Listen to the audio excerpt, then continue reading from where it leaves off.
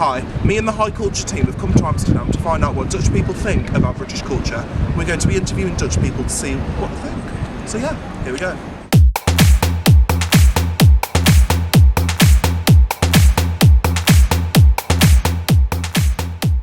First I have to say I think British people are very polite, they are very respectful, but I do think there's a duality in British culture because English people, especially when they're abroad, can be very noisy, can be a bit drunk, can be very loud. They're very loud, very drunk, quite obnoxious.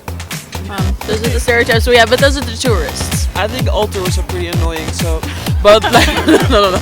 But British people, what she said, really drunk, and I see like a lot of drunk men screaming in the city.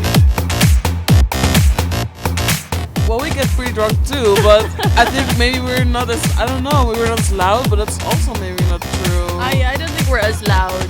I mean, the differences would be that Dutch people are very direct, which is also a bad trait, I think, because they would immediately say if they're like disapproving something. British people won't do that so often, so quickly, I think. Similarities, the love for partying.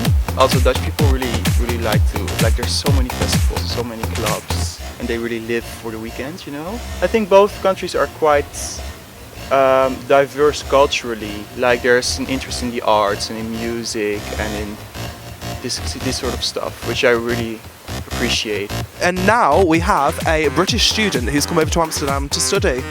What's your name and what do you study? My name is James and I study comparative literature, if I can say it. I've always loved the city. It's a good program here, and it's also nice to study somewhere besides from home. I'm from a small town in the northeast of England, so it's quite different. Yeah, of course, Amsterdam's renowned as a really cosmopolitan city. It's quite diverse. There's a lot of things going on. So there's that, but yeah, as well, the Dutch, I've noticed some, well, not to align stereotypes, but there are some differences. They're quite straightforward, but it's also refreshing for a change.